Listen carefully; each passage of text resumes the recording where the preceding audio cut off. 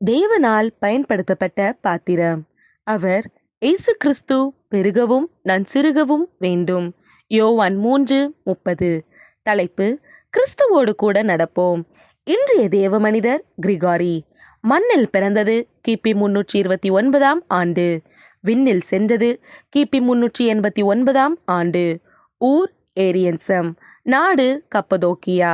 தரிசன பூமி கான்ஸ்டான்டினோபிள். கிபி 4ஆம் நூற்றாண்டு. வேதத்தை குறித்த அறிவற்றவர்கள் அங்கும் இங்கும் பரவி புரட்டு உபதேசங்களை பரப்பிக் கொண்டிருந்தனர். வார்த்தையில் தெளிவு இல்லை, வாழ்க்கையில் உண்மை இல்லை. சுருக்கம் சொன்னால் கிறிஸ்து அவர்களோடு இல்லை. இவ்வாழ்வில் பயன் என்ன?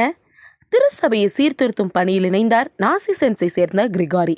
இவர் திருமறை புலவர், அறிவு நிறைந்தவர், கிறிஸ்துவோடு கூட அனுதினமும் நடந்தவர்.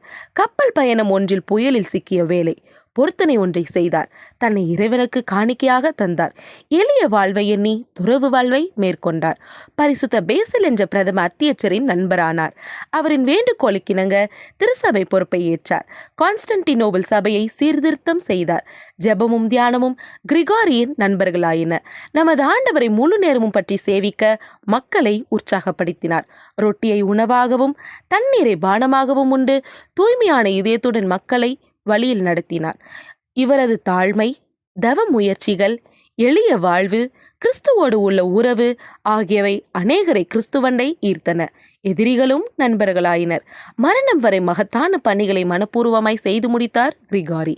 அன்பரே, ஆண்டவரோடு ஒரு பொருத்தனை செய்த பின் அதை நிறைவேற்றி முடிக்கிறீர்களா? வாழ்விலிருந்து வாழ்வுக்கு. நீ ஆண்டவரின் நண்பனானதால் அவர் அரியணையில் உனக்கு பங்கு உண்டு என்கிறார் ஜே. லின்ஸ்.